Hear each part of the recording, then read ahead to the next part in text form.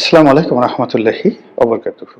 সম্মানিত দর্শক, জনাব তারেক রহমান সাহেবের দেশে ফেরার পর রাজনীতির যে হিসাবপত্র ছিল, সকল হিসাবপত্র এলোমেলো হয়ে গেছে। যেখানে যোগ করার কথা ছিল সেখানে গুণ হয়ে গেছে, যেখানে গুণ করার মাল্টিপ্লাই করার কথা ছিল সেটা ভাগ হয়ে গেছে, আর যেখানে ভাগ হওয়ার কথা ছিল সেখানে বিয়োগ হয়ে গেছে। আপনারা যারা এতদিন যমুনা কেন্দ্রিক একটা ওয়েব দেখতেন, মানে ডক্টর মোহাম্মদ ইউনূস তার যে সরকারি বাসভবন যমুনা, সেখানে যে একটা ভাইব তৈরি হতো, যেটাকে অনেকে যমুনার ঢেউ বলার চেষ্টা করতেন, কিংবা যমুনাকে কেন্দ্র করে যে হুমায়ুন আহমেদের যে বিখ্যাত নাটকগুলো বা সেই নাটকের যে গানগুলো, আমার যমুনার জল দেখতে ভালো, স্নান করে দিতে লাগে ভালো, আমার যমুনার জল দেখতে কালো, স্নান করিতে লাগে ভালো, উনি প্রায় অনেকগুলো নাটকে, প্রায় সব নাটকই বলতে গেলে এই গানটি অন্তর্ভুক্ত করার চেষ্টা করেছেন। তো সেই যে যমুনা, সেই যমুনা তারেক রহমান সাহেবের আগমনের পর অনেকটা পাদপীঠে চলে গেছে। যমুনা নিয়ে এখন আর আলোচনা হয় না, বা লোকজন ডক্টর মোহাম্মদ ইউনূসের উপস্থিতি, তারপরে যমুনার গুরুত্ব, ওই অফিসে যে সকল কর্তা ব্যক্তি রয়েছে, অন্তত 25, 26, 27 এই 3 দিনে আমি যমুনা সংক্রান্ত কোনো খবর, মানুষের যে আগ্রহ বা যমুনাকে ঘিরে যে কোনো কিছু করা সম্ভব, যমুনার কথা যে রাষ্ট্র চলে, ওইরকম মনে হচ্ছে না। এখন সর্বত্র তারেক রহমান সাহেব কি করছেন, কোথায় যাচ্ছেন, তারপরে কার সাথে কথা বলছেন, কার দিকে তাকাচ্ছেন, তার যে ড্রেস কোড, সে কি পরছেন, এই জিনিসগুলোই কিন্তু আলোচিত হচ্ছে। অবশ্য তারেক রহমান সাহেব যখন আসার সিদ্ধান্ত নেননি, তখন আমরা যে কয়জন লোক তার আসার ব্যাপারে বলছিলাম, যদি আমার এখানে অবস্থান ছিল অনেকটা দ্বৈত। আমি মনে করতাম যে তারেক রহমান সাহেবের বাংলাদেশে আসাটা জরুরি ছিল 2024 সনের আগস্ট মাসের 8 তারিখের মধ্যে, অর্থাৎ 5, 6, 7, 8। যদি 8 তারিখের মধ্যে আসতেন, ওনার বিজয়, ওনার সফলতার ব্যাপারে শতভাগ নিশ্চয়তা দেওয়া যেত। 8 তারিখের পরে, মানে দিন যত গেছে, ওনার দেশে ফেরা এবং দেশে ফেরার পরে উনি যে সফল হবেন এটা সুদূর পরাহত এবং ঝুঁকিপূর্ণ হয়ে পড়েছে। উনি যদি 2024 সনে আসতেন, 2024 সনে আসতেন ওই আগস্ট মাসের 8 তারিখের মধ্যে, তাহলে 2024 সনের ডিসেম্বরে নির্বাচন হতো এবং উনি এতদিন বাংলাদেশের প্রধানমন্ত্রী থাকতেন। তো তিনি সেই যে দেরি করেছেন বা আসেননি, কার পরামর্শে, কি কারণে, কোন সমস্যায়, এটা উনি ভালো বলতে পারবেন। কিন্তু এই অবস্থাতে তার যে আশাটা, এটা তার জন্য, তার পার্টির জন্য ইতিহাসের সবচেয়ে ঝুঁকিপূর্ণ সময়। এমনকি শহীদ প্রেসিডেন্ট জিয়াউর রহমানের অবর্তমানে বিএনপির যে বিপদ বিপত্তি ছিল, এই মুহূর্তে বাংলায় তারেক রহমান সাহেব ঘুরে বেড়াচ্ছেন আর রাজনীতি করছেন, সামনে ইলেকশন। এই দুটো, মানে জিয়াউর রহমান সাহেবের শহীদ হওয়ার পরে বিএনপি যে বিপদে পড়েছিল, তার সাথে এখন বিপদ বেশি।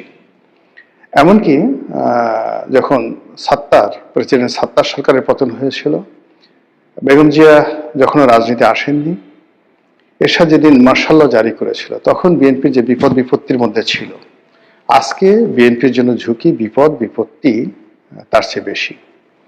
কিন্তু তারপরেও উনি এসেছেন, আমি ওনার যাকে বলা হয় শুভ কামনা করি, ওনার সফলতা কামনা করি, কামনা পর্যন্ত। কিন্তু বাস্তবতা হলো যে আপনি যদি পলিটিক্যাল সায়েন্স যাকে বলা হয় বিচার করেন, বিশ্লেষণ করেন, তাহলে আপনি দেখতে পাবেন যে ওনার এই সময় বাংলাদেশে আগমন ওনার জন্য এবং ওনার দলের জন্য ঝুঁকির পরিমাণ শতভাগ, আর সফলতা পাওয়ার সম্ভাবনা মিরাকেল, অলৌকিক। স্বয়ং আল্লাহ রাব্বুল আলামিন যদি তাকে সফল করেন, ক্ষমতা এনে দেন, সুষ্ঠুভাবে নির্বাচন হয়, শান্তিপূর্ণভাবে বিএনপি ক্ষমতা লাভ করে উনি প্রধানমন্ত্রী হন, এটা হবে মিরাকেল। বাংলাদেশের জন্য মিরাকেল, তার জন্য মিরাকেল, বিএনপির জন্য মিরাকেল। কিন্তু পলিটিক্যাল সায়েন্সে যেভাবে বলে, সেই সায়েন্স অনুযায়ী এটা কোনো অবস্থাতেই ইতিবাচক হয় না। তারপর তিনি এসেছেন। তো আবার তিনি যদি না আসতেন, তিনি যদি না আসতেন তাহলে তার দলের অবস্থা মুসলিম লীগের মতো হতো, তার দলের অবস্থা সেই কি বলবো ভাসানী ন্যাপের মতো হতো। এরকম একটা অবস্থা, মানে হয় কি যে আপনি একটা রুগী অসুস্থ হতে হতে এমন সময় হাসপাতালে নিলেন যখন আসলে অপারেশন ছাড়া আপনার আর কোনো ওয়ে নেই। তো গত 15-16 মাসে বাংলাদেশের যে রাজনীতি, বাংলাদেশের যে অর্থনীতি, তারপর সেই বাংলাদেশের যে সার্বিক আইন শৃঙ্খলা থেকে শুরু করে মানুষের যে মন মানসিকতা, সব মিলিয়ে এরকম একটা অবস্থায় পৌঁছে গিয়েছে যে এখান থেকে একটি পলিটিক্যাল ট্রান্সফরমেশন, তারপরে পলিটিক্যাল রিকনসিলিয়েশন, তারপর যাকে বলা হয় পলিটিক্যাল ইভ্যালুয়েশন, এই জিনিসগুলি এখন সম্ভব নয়। এটা রীতিমতো রাজনীতির প্রতিবেশ আইসিইউতে চলে গেছে। আপনারা হয়তো বলতে পারেন যে তারেক রহমান সাহেব আসলেন, এই যে এত 1 কোটি লোক আসলো ঢাকা শহরে, মানে এখন বলা হলো যে 1 লক্ষ নতুন সিম বাংলাদেশে আসছে, মানে ঢাকাতে আসছে ঢাকার বাইরে থেকে।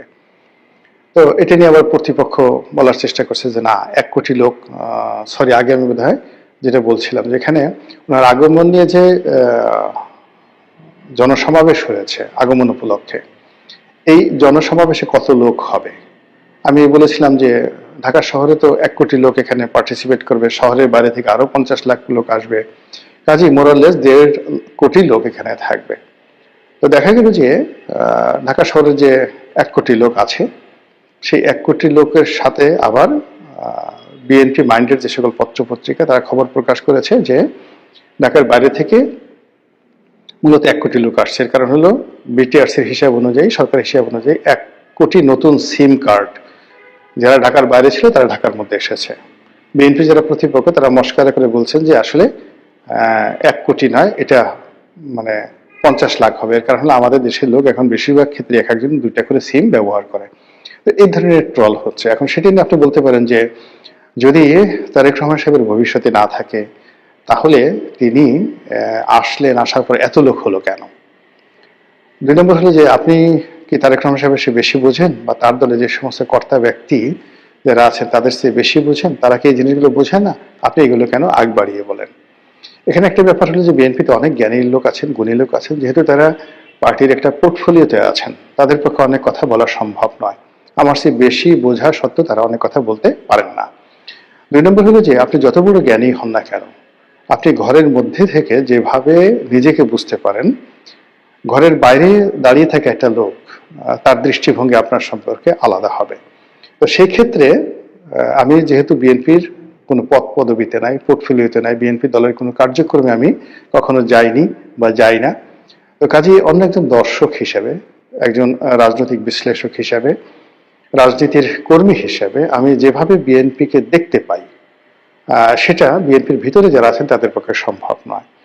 এর বাইরে যেহেতু মিডিয়ার সঙ্গে জড়িত আছি, যেভাবে বিশ্লেষণ করার, কথা বলার আমার একটা প্ল্যাটফর্ম আছে, এটা হয়তো বিএনপি যারা নেতাকর্মী আছেন তারা নিজেরা বলেন আমি যে কথাগুলো বলি, কিন্তু এগুলো আমি যেভাবে পাবলিকের সামনে তুলে ধরতে পারি তারা হয়তো সেইভাবে পারে না, এই জন্য কিন্তু এই কথাগুলো বলা। তো যেটা বলছিলাম যে ওনার এই যে আশাটা, ওনার এই আশাটা, এটা আমাদের যে বাঙালির চিরায়ত আবেগ, সেই আবেগের বহিঃপ্রকাশ। বাংলাদেশের 35% লোক বিএনপি করে, এতে কোনো সন্দেহ নেই। আবার একই 35% লোক আওয়ামী লীগ করে, এতেও কোনো সন্দেহ নেই। এই 35% লোক তারেক রহমান সাহেব, বেগম জিয়া, শহীদ জিয়া, তাদের জন্য অন্তঃপ্রাণ। এবং গত 17-18 বছর ধরে মানুষ যে কষ্ট করছে, সীমাহীন কষ্ট করছে, অর্থাৎ 35% বিএনপি যারা নেতাকর্মী সীমাহীন কষ্ট করছে। সেই কষ্টের পর একটা বিপ্লব হয়েছে, সেই বিপ্লবের পর তাদের নেতা বাংলাদেশে এসেছে। এত কিছু চিন্তা ভাবনা করার সময় নেই। তারা তাদের সমস্ত আবেগ তারা উগড়ে দিয়ে ঢাকা শহরে এসছে নেতাকে একটু দেখার জন্য, এবং এটা আমাদের দেশে সচরাচর। কিন্তু সমস্যাটা হলো যে এই যে আমাদের বাঙালির যে আবেগ, এটি কোনো কোনো ক্ষেত্রে 24 ঘন্টা, কোনো ক্ষেত্রে 48 ঘন্টা। 48 ঘন্টার পর আবেগ থাকে না।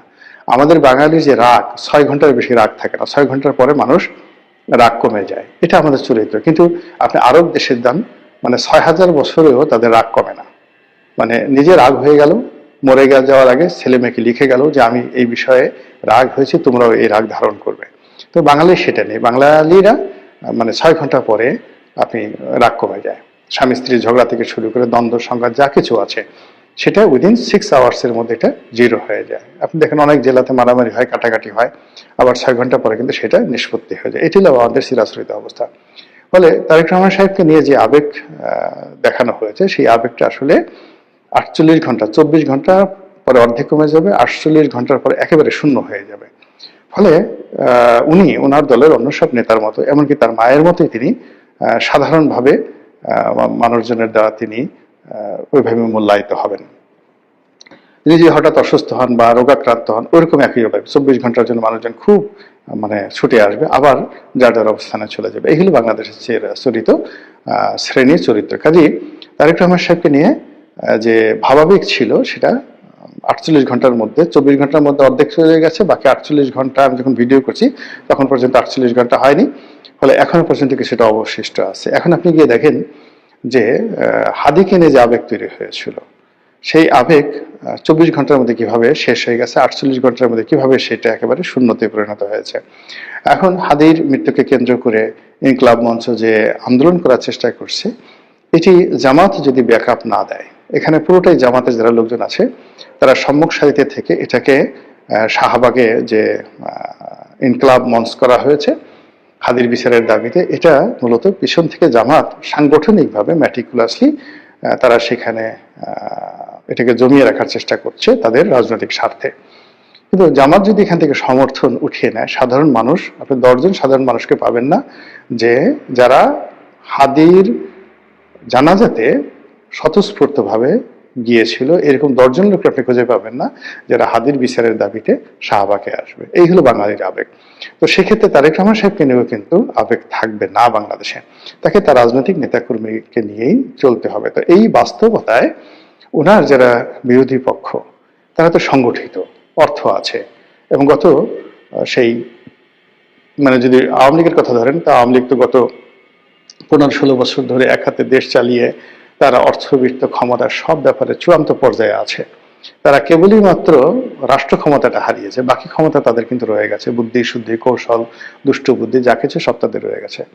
অন্যদিকে জামাতের সাংগঠনিক ক্ষমতা, অর্থনৈতিক ভিত্তি এবং গত 15-16 মাসে বিএনপিকে পদে পদে নাজেহাল করার, বিএনপিকে পিছনে ফেলার যে শক্তি তারা অর্জন করেছে, সেই শক্তি যদি সম্মিলিতভাবে, অর্থাৎ আওয়ামী লীগ